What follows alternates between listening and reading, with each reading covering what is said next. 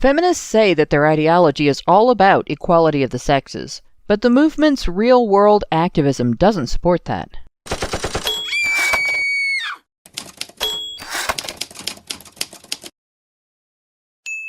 HBR Talk with Hannah Wallen.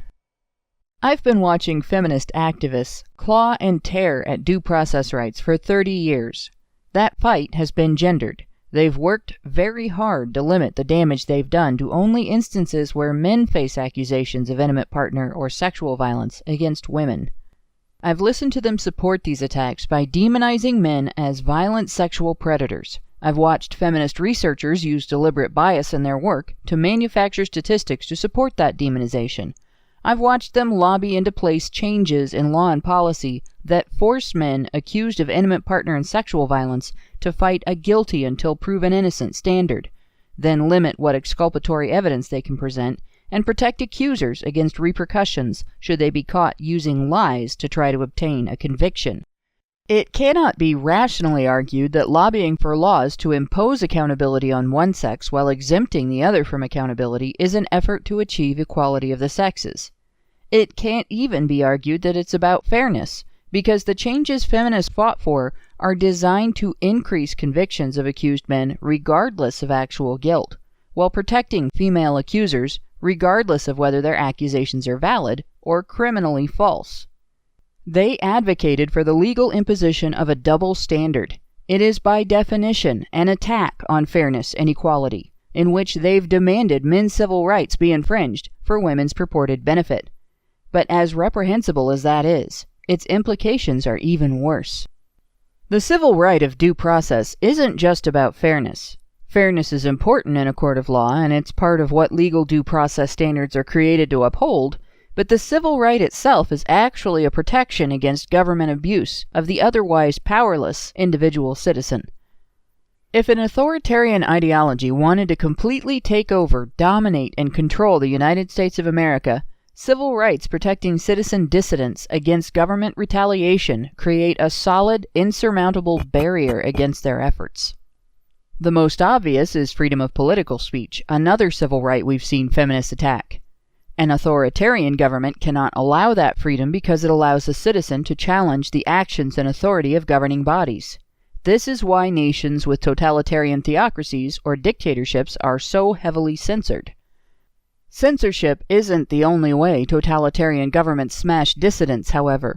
Another means is wrongful criminal conviction and imprisonment. Without things like the innocent until proven guilty standard, the right to present evidence in your own defense, the right to confront your accuser in a court of law, the right to legal representation and legal recourse if one's accuser lies in court, the dissident citizen would be vulnerable to punishment or at least silencing via false imprisonment based on trumped-up charges. Feminists are breaking down that protection against government abuse of power, one detail at a time, using society's protective attitude toward women as the wedge to destabilize the civil rights structure. That isn't going to work out the way they present it, as a protection for women. Eventually, somewhere in the country, the fact that our society has condoned infringement of those rights in cases where men are accused of intimate partner and sexual violence will be used as an argument in court supporting infringements of those same rights in other cases. And if there's case law upholding those infringements, they'll be extended to whatever criminal allegation the prosecutor is attempting to prove. Imagine being told that you cannot present your purchase receipt for a disputed item as evidence against a theft charge because you're just trying to use it to shame and humiliate the store owner. But are feminists aware of the groundwork they're laying? I think the academic and political leadership probably knows, but the grassroots has no idea. They are trapped within the victim identity cult formed by the leaders and dogma creators within their movement, and they're going to view everything through that filter. One I explained in a recent blog post on how social justice NPCs are created. It started with feminists gendering the concept of oppression, deeming women a victim sex whose advantages don't count and whose adverse experiences are always the result of prejudice and discrimination. They've deemed men the perpetrator sex whose advantages are always the result of prejudice and discrimination, and whose adverse experiences never are. They portray physically surviving one's own emotional fragility as a sign of feminine strength, and they push for men to be identified as always having power over women. That female frame makes the victim identity a female power identity, prompting the victim's female grassroots to adopt it. The male frame's more blatant power identity creates a guilt trip and then provides male feminists with two escape clauses from it. They're either bad power, or perp in need of feminism's control, or good power, the protector identity. When these identities are adopted wholesale, the identitarian will see any evidence against them as a threat of self-erasure. Within their respective identities, feminism's grassroots are now primed to object to any failure to favor any woman's interests any time they're in conflict with those of a man. Suddenly, failure to discriminate is now discrimination, at least if the person facing discrimination is male and it's for the benefit of a female. You now have a politically active portion of one sex willing to accept blatant harmful violation of their human rights and personal freedoms for the perceived benefit of the other, which is willing to demand those violations out of a sense of disenfranchisement-based entitlement, in other words, as a form of reparations. When a female student makes an accusation of sexual misconduct, she's not just seeking justice. She is presenting her identity for validation by the staff responsible for handling her complaint. To put it more bluntly, she's there to get her victim card stamped. That's not to say that she's not a victim, but that regardless of whether she is or not, that validation is expected. This is why we are seeing college co-eds accusing Betsy DeVos of supporting rapists and throwing victims under the bus. Not because there's any evidence the changes she has proposed will lead to the violent sexual chaos on university campuses they are predicting, but because it's not important to them whether the incidents of alleged misconduct are real or not. They are unable to recognize the difference, and they are unable to recognize the rights infringements the existing policy has caused against male students by supporting fake cases with fake standards. The perpetrator sex doesn't have rights. The victim sex has rights. The perpetrator sex has obligations, and one of those obligations is for one of its number to become the scapegoat any time a member of the victim sex needs one.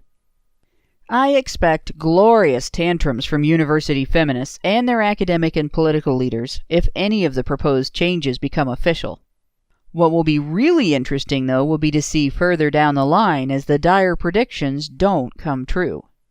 Perhaps this experience could affect some students differently. Cognitive dissonance can shatter biases like they're made of glass. Maybe it'll lead to the next generation's Janice Fiamingo or Christina Hoff Sommers, or even another with the political X-ray vision of Alison. I'm not going to hold my breath, but one can always hope.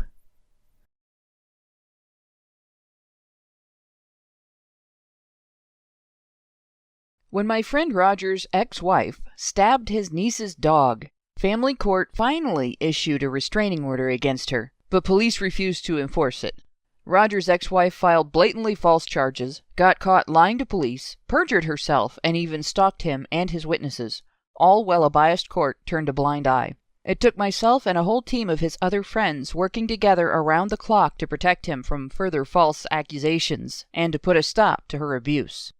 Roger wasn't the first male friend I'd had who experienced a court system slanted against men. Jason was convicted of assault strictly because his ex said she was scared of him. Mark because a judge thought stopping a woman from stabbing him in the throat was abusive. Steve spent a weekend in jail for non-payment of child support because of a caseworker's typo. My friend Roger wasn't a wake-up call for me. He was the last straw.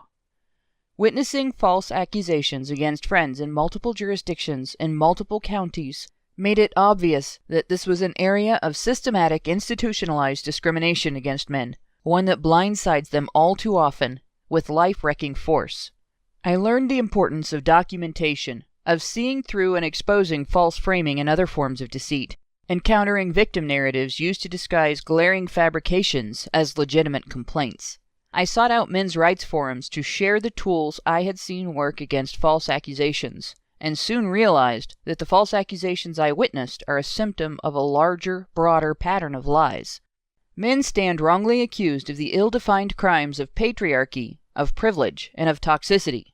Spurious, distorted narratives created in women's name are used to push for a corrupt system that, intentionally or not, helps liars destroy men by stripping all men of a presumption of innocence. I want to provide you, our listeners, with the tools to fight back against those distorted narratives and the abuses they are used to support. I want to arm men against the lies used to dehumanize and demonize them. Most of all, I want men to be able to assert their own truth without fear that it will be buried under the rubble of society-wide false accusations. Ask yourself if that's something you'd like to see more of. Ask yourself if you'd like to support my efforts in arming fighters. And if your answer is yes, please go to www.feedthebadger.com. Thank you.